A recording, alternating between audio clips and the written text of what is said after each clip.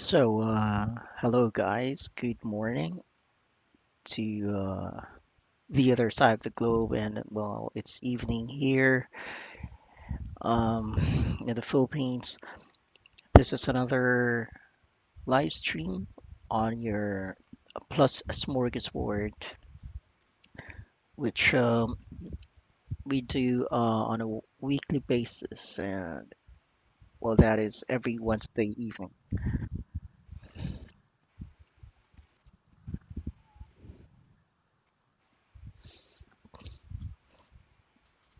And we're gonna have our friend Clifton Barnes from Georgia in a little bit, and hopefully our friends from our friends locally, we're still gonna see them tonight and talk to them, speak with them about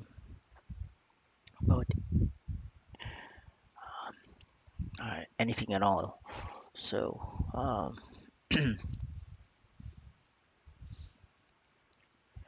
of course, we hope you could join us. If you have anything you'd like to talk about, please do so. You're here to listen and well, discuss like we usually do here. So while we're waiting for friends to get on board, we're gonna make an announcement, or well, we're gonna do an update on our ongoing fundraiser for our friend, the family of Ati Clement and Daya from Laia, Batangas. So this family has been our long-standing beneficiary for our plus fundraising or fundraiser. Um, well, Ati Clement has three kids. She's married to a fisherman, Kuya Jesse, and they used to live in a fisherfolk community in San Juan, Leye, Batangas, on the shores of San Juan. And a politician, businessman, displaced them with his armed goons. So they had to flee their community, their residence for 30 years or so, and they were residents of 30 years mm, or so, and they uh, they put up these makeshift houses along the main road, and as a sign of protest, and of course, really because they didn't have any choice. They didn't have anywhere to go, so they lived along the main road for a few years until well they they succumbed to the well they moved to this relocation site miles away from the shores of San Juan Leye, Batangas, and well, what happened to their community was that, or the property they where they used to live, is that it was the politician put up a fence around the property so they couldn't access the ocean for their livelihood. And so, well, I think Clement has three boys, the eldest and the youngest of which of whom have acquired this rare disease called hemophilia, which is a rare condition where there's a deficiency of factor VIII in the blood, and factor VIII is the one responsible um, for clotting.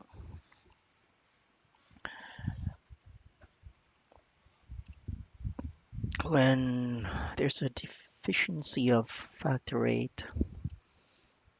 so the blood is not able to clot, the the patient, the victim, is always in danger of hemorrhage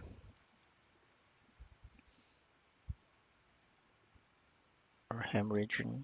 Um, and this is a rare disease. So it's a lifetime struggle for this underprivileged family. And I've been trying to help them all these years, no matter how small.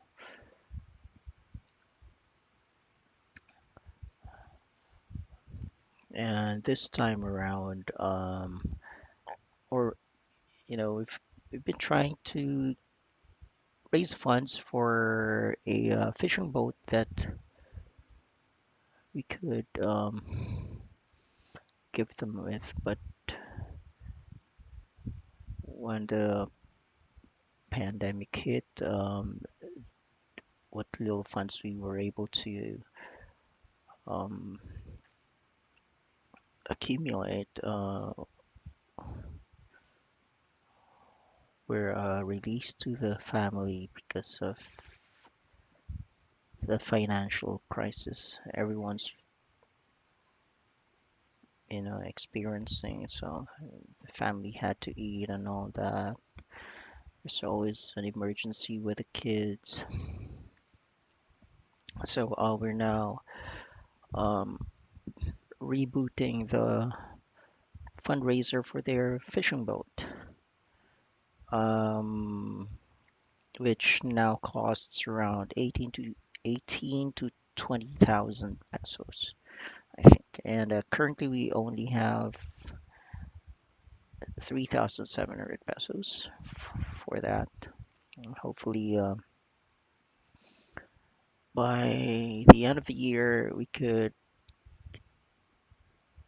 hit the target so we could purchase a second-hand and yet sturdy fishing boat for them to use,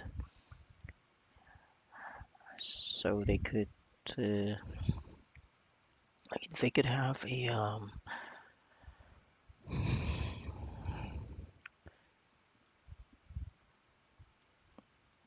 sense of security or independence somehow. So um, I just need to edit the video details here while we're waiting for my friends. Okay. Uh,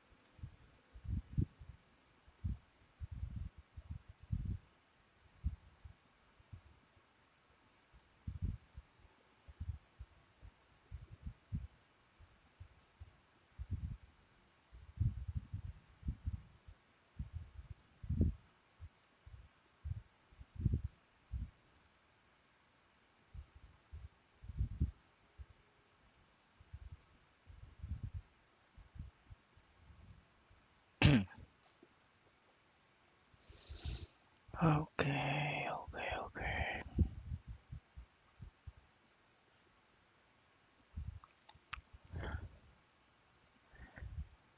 You have to excuse me here.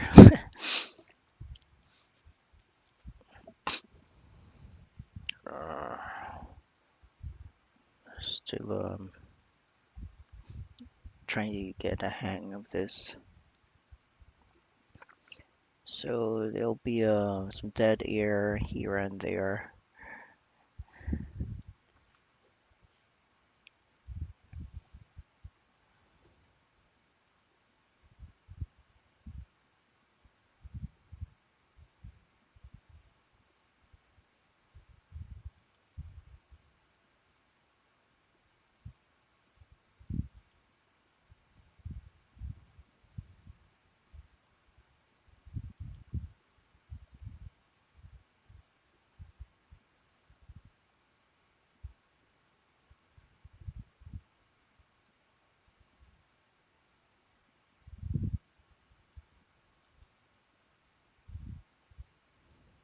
Mhm.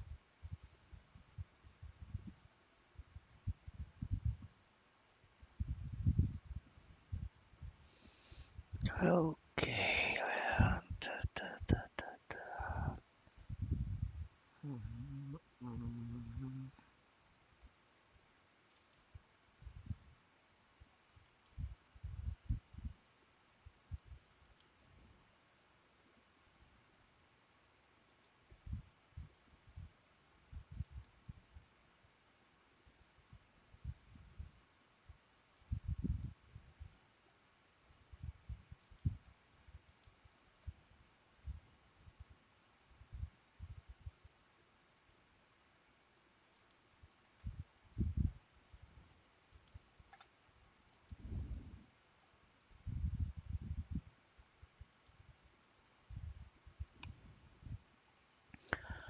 All right.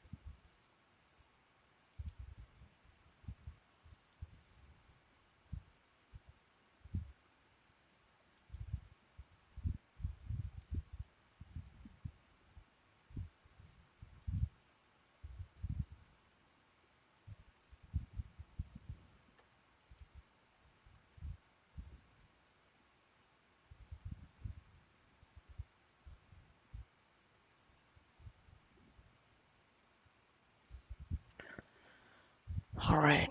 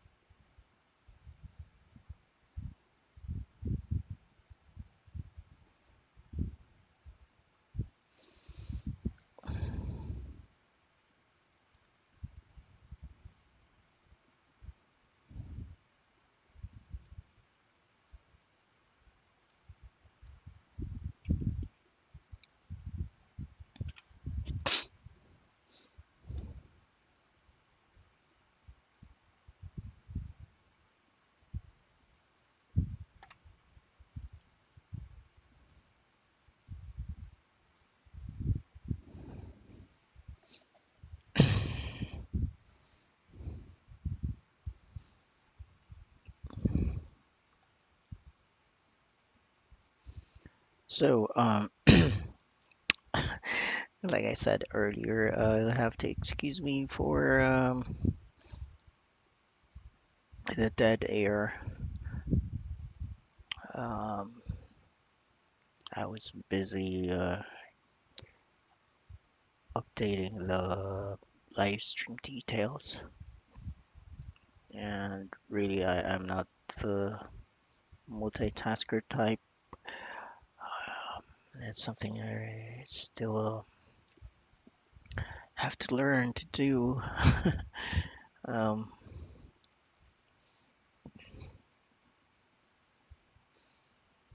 let's see here.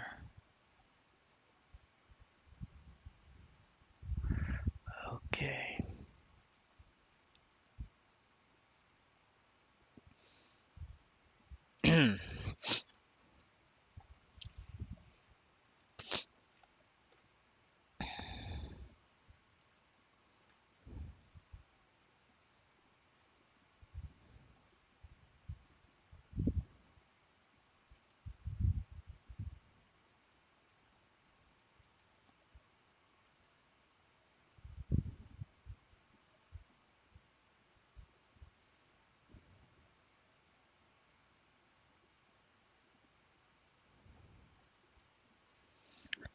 So, in a little bit, um, we're gonna revisit uh, a work of literature. This work of literature by no less than Jacques Fresco. This is the eighth edition of this hardbound, the best that money can't buy, beyond politics, poverty, and war. Um, we were on the third chapter last time, and so prior to the live stream transitioning into this neck of the woods um, from Facebook, we've we've read the first two chapters and the subtopics there. Um, this time we're gonna read from the start of chapter 3 for the benefit of the new viewers. So we're gonna do that after I share the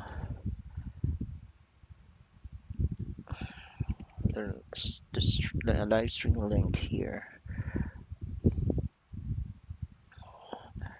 with our Facebook friends so they can join us.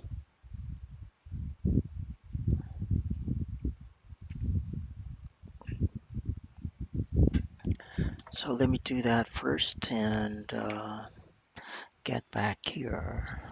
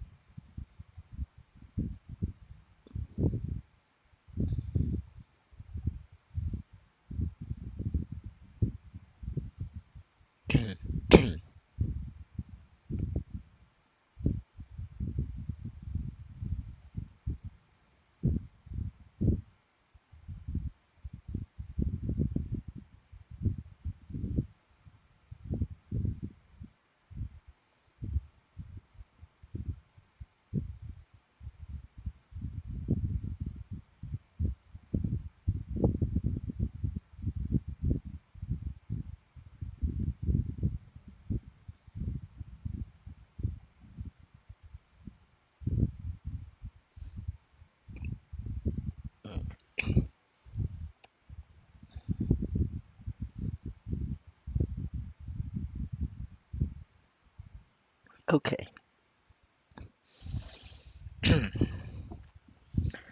so we're ready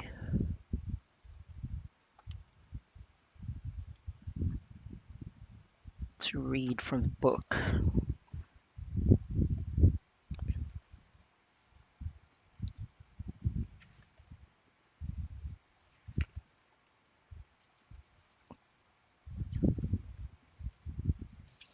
So, chapter 3 is called Language of Relevance. Excuse me.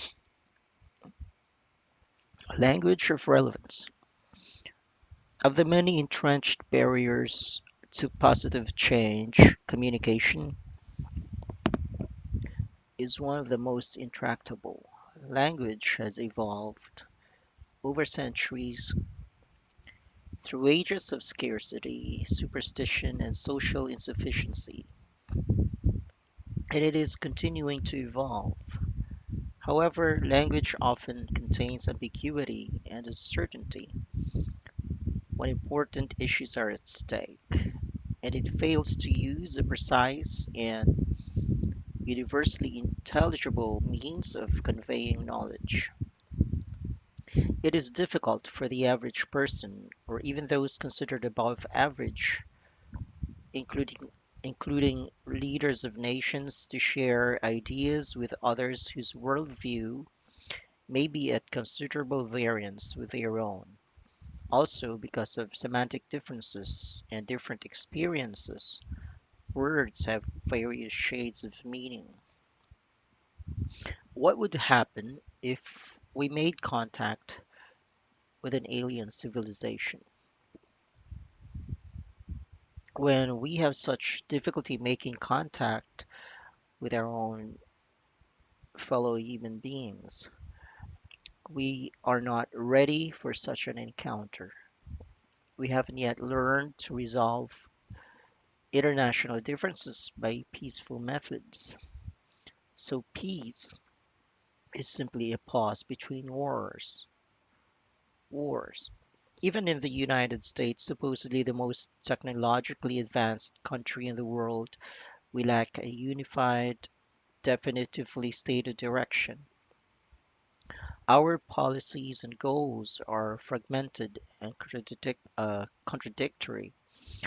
The Democrats cannot communicate meaningfully with the Republicans. Elsewhere, the Israelis oppose the Arabs. The Irish Catholics clash with the Irish Protestants, and the Serbs clash with the Muslims.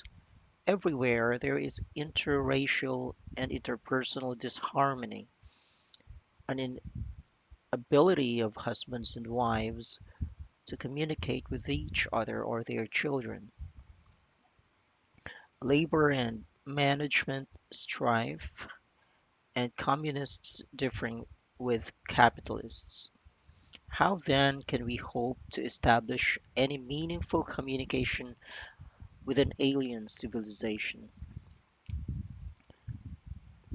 With beings possessing intelligence, social coherence, and technologies far in advance of our own. The aliens might well wonder whether there really is intelligent life on Earth. Most world leaders seek to achieve greater communication and understanding among the nations of the world. Unfortunately, their efforts have met with little success. One reason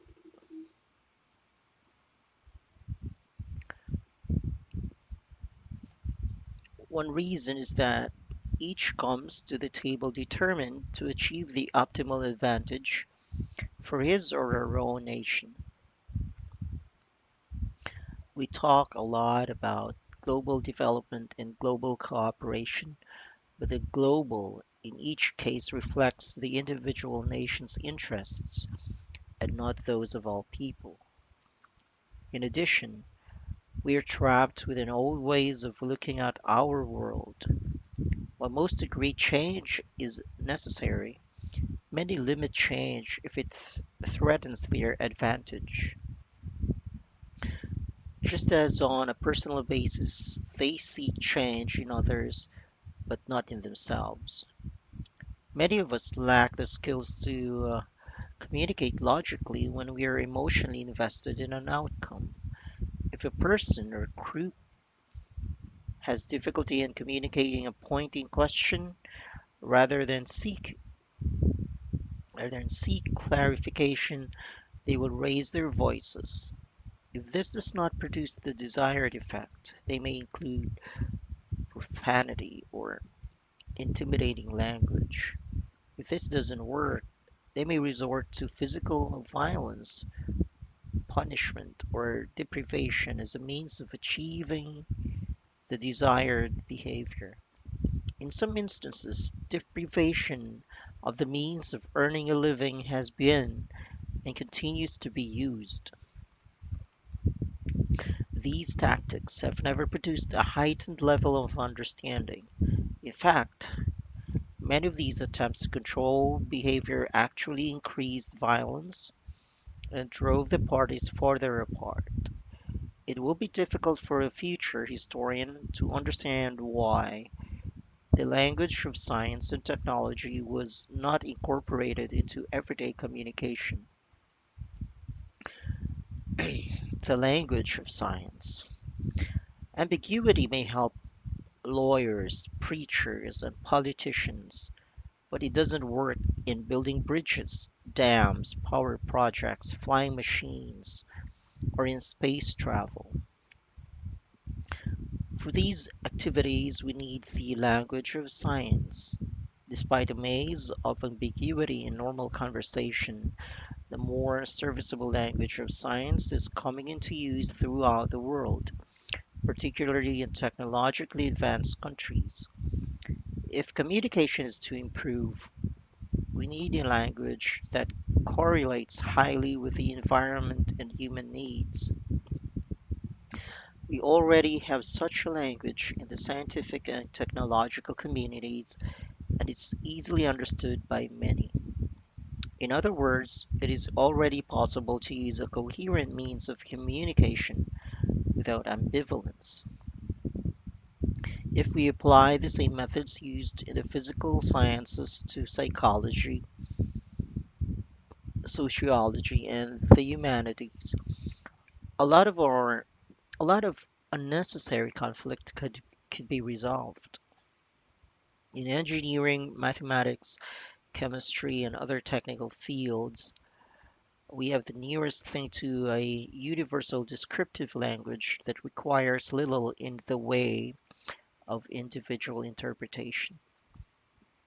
For instance, if a blueprint for an automobile is used in any technologically developed society anywhere in the world, the finished product would be the same as that in other areas receiving the same blueprint, regardless of their political or religious beliefs.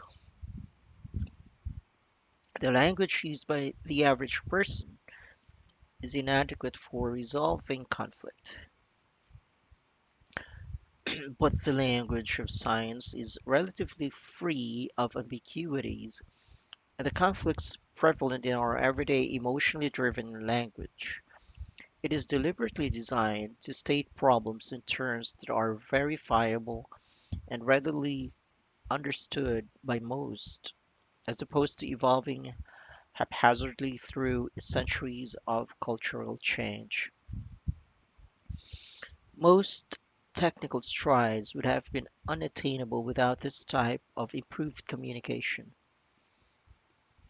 Without a common descriptive language, we would have been unable to prevent disease, increase crop yields, talk over thousands of miles, or build bridges, dams, and transportation systems, not to mention develop the many other technological marvels of this computerized age. Unfortunately, the same is not true of conversational language. Attempts to discuss or evaluate newer concepts in social design are greatly limited by our habit of comparing newer concepts to existing systems and beliefs. It's a semantic jungle out there. Utopian ideals have existed for as long as humans have dealt with problems and reflected upon a world free of them.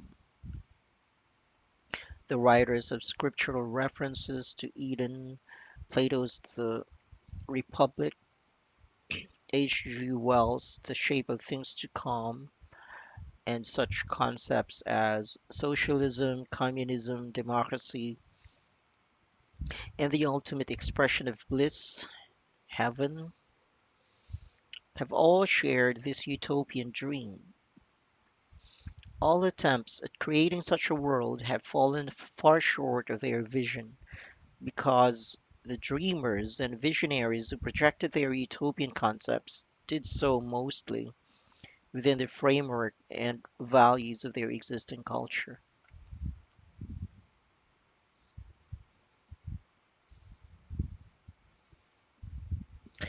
The language they used was limited and subject to a wide range of individual interpretation.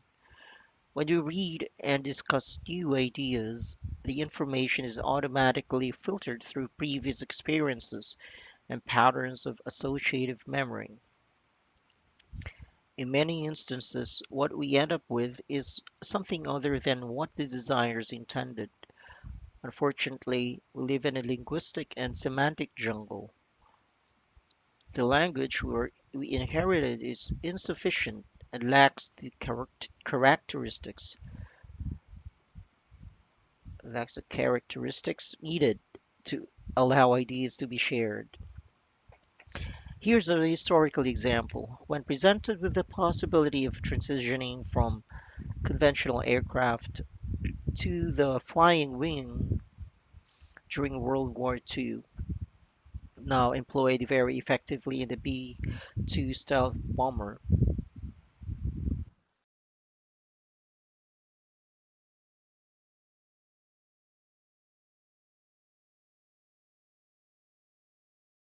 first noticed the absence of the tail assembly. This new configuration, vastly different from the conventional, made them uncomfortable and reactions were generally negative. Even technical people questioned the lack of stability believed to be inherent in the flying wing. People responded with doubt and hostility. Had they used the appropriate language of investigation, they would instead have asked the designer how he intended to overcome the limiting factors in the earlier designs. The designer would have responded by presenting design specifications and, better yet, working models of the subject under discussion.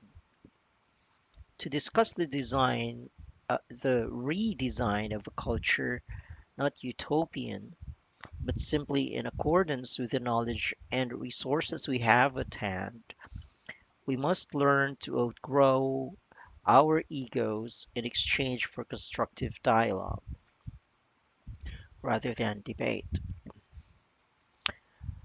In addition, we must be capable of stating problems and proposing solutions clearly and succinctly, without distortion of meaning or misunderstanding, even when these solutions are radically opposed to accepted norms. Changing language. Language evolves along with people and their culture. With the development of newer technologies, our everyday language changes accordingly. Today, our technology and culture are so pervasive that we need a language with more uniform meaning throughout the world. We need something similar to mathematics, a language that avoids semantic differences in interpretation. This new language should have symbols which closely approximate real events in the physical world. An advanced descriptive language will eventually be designed by artificial intelligence and then continuously updated to remain relevant to existing and new situations. As it becomes increasingly obvious that goals must be stated precisely, our language will undergo considerable modification.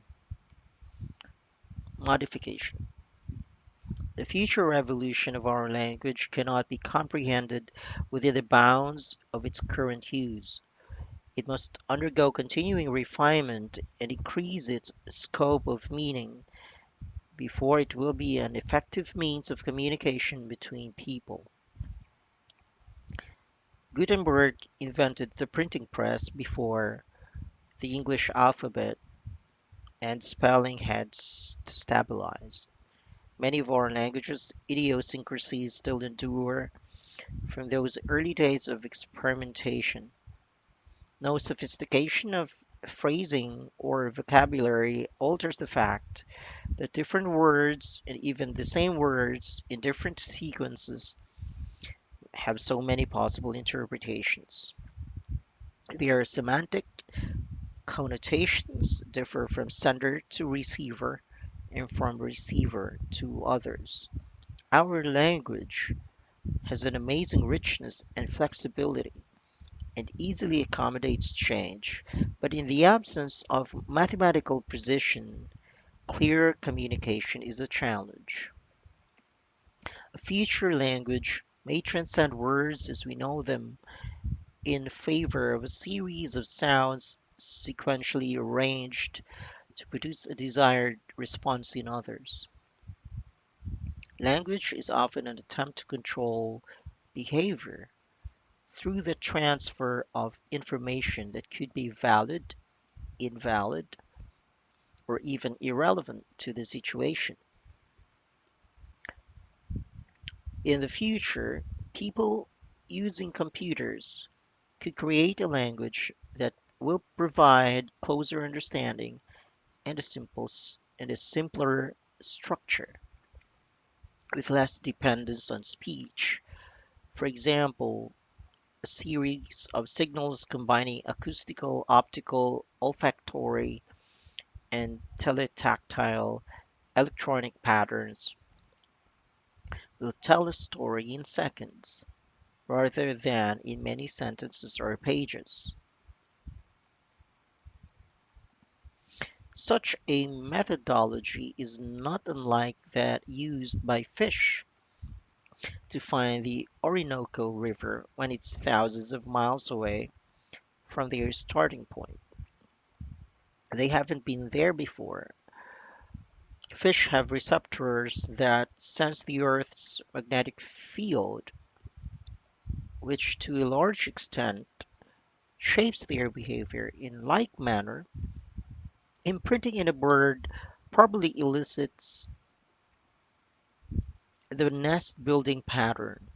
When our technologies are most closely aligned with natural law, airplanes might use geomagnetic fields for navigation, just like birds.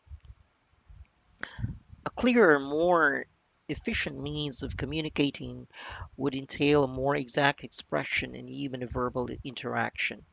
It could encourage a new area of science, the science of significance and meaning. A more refined language could result in a rearrangement of the associative systems in the human brain, resulting in greater understanding and a reduction in conflict. Bridges over troubled words. A myth is a concept or tale that has no factual evidence or proof. The word suggests a way of talking or stating problems in which the words used do not have a physical referent, meaning one cannot find agreement among people as to what in the real world the words are actually referring to. In this context, the author feels the idea of resolving conflicts on the basis of mutual understanding is a myth as well.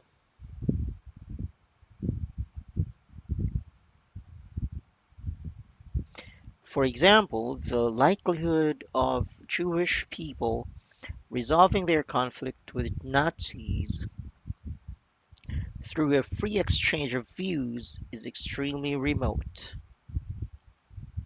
if not impossible. The same would be true of a well educated African American attempting to resolve a conflict with white supremacist organizations, or a scientist trying to share the theory of evolution with religious fundamentalists. This illustrates that humans, as yet, are not rational beings. Our current values of right and wrong, or good and bad, are the products of older social systems. Slogans and catchphrases like God is on our side, think American, successful person, well adjusted, mature outlook, and sharing ideas are all judgments and assessments, reflecting the culture in which they originated. If we genuinely hope to bridge differences, we need a more precise language and a mindset open to new ideas. Actually, there is no sharing of values and no communication at all if the parties don't have a common starting point, or are unwilling or unable to conceive of experiences outside their own. If, excuse me, if a person believes that it is impossible to build a flying machine, the builder of a flying machine cannot share his or her knowledge about the idea, especially if the doubting party doesn't ask how it can be accomplished or has already dismissed it in his or her mind. How then, in a society that is culture bound and has limited language and ideals, can we introduce concepts of a future society with values and ideals far different from the present? How can we introduce listeners to new concepts which, even if they desire to learn them, have no connections in their experience and thinking? We live in a perpetual show me state. When Nikola Tesla first introduced the wireless, there was no common understanding of the methods and dynamics of wireless transmission. So Tesla oriented the uninformed through a demonstration of the working processes. In like manner, films, books, seminars, videos, and ultimately a working prototype of a new city system based on a new social direction will be necessary to demonstrate the validity of our proposals. Okay, so that's chapter 3 right there.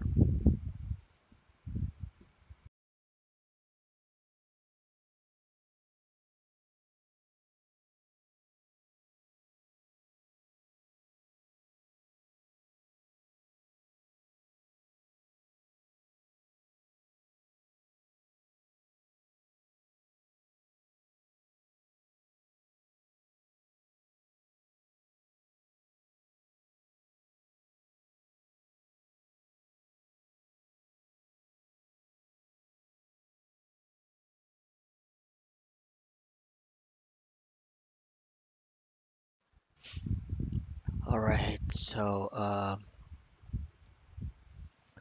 chapter 3 is all about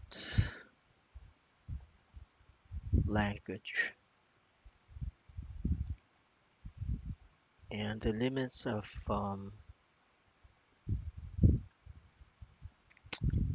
of particularly our conversational language,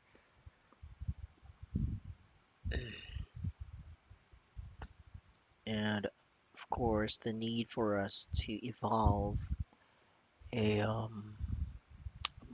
I mean, a scientific one, um, akin to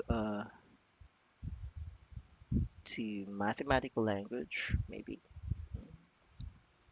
the language of engineering, chemistry, physics. So it is a struggle. It is a difficult task to accomplish.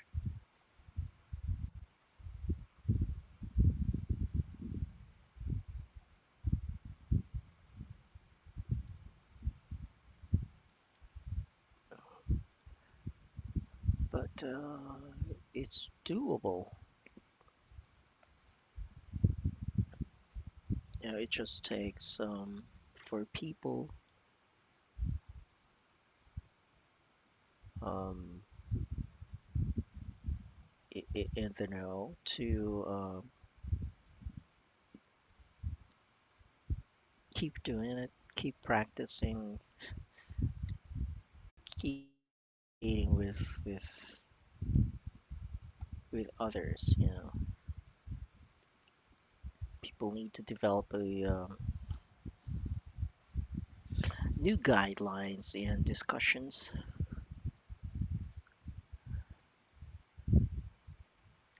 Develop an inquisitive mind. You know,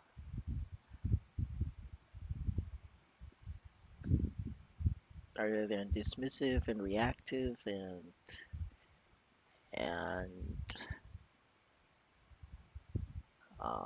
prejudiced, maybe, which is understandable of people without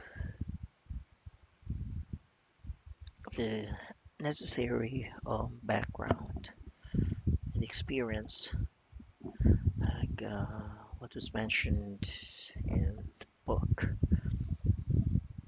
So it seems that our friends are have forgotten about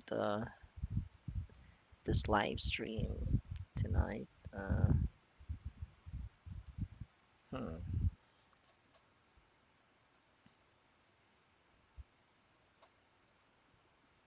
We're down to our last 4 minutes on the first hour. So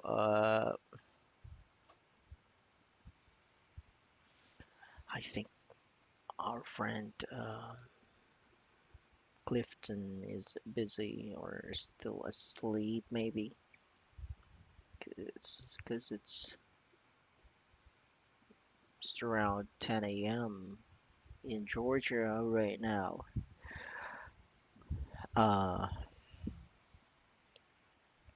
okay. In as much as I'd like to read more of the book, like, you know, I'd like to proceed to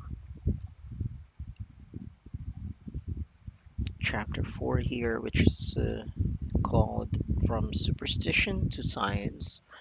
This is interesting. I'd rather save this next chapter for our next live stream here. Um, well,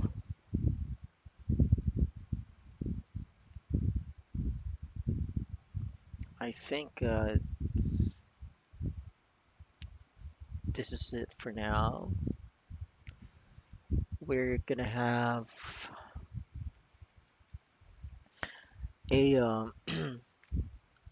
a fundraiser gig at Z Compound along Malingap Street in Teachers Village, Quezon City. This Friday, it's June 24, 2022. And, you know, we'll have the usual suspects, our usual creative friends perform, share their talents and time and what have you, for the benefit of uh, the Andaya family that we've been trying to help all these years. Uh,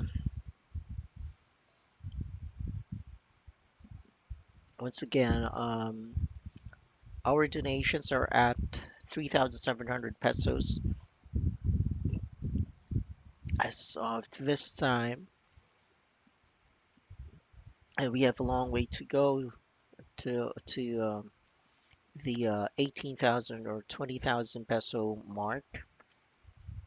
And hopefully by the end of the year, we'll hit the target and finally purchase the second hand and yet sturdy a fishing boat and then uh, give it to the family as a Christmas gift of sorts, so they could, you know,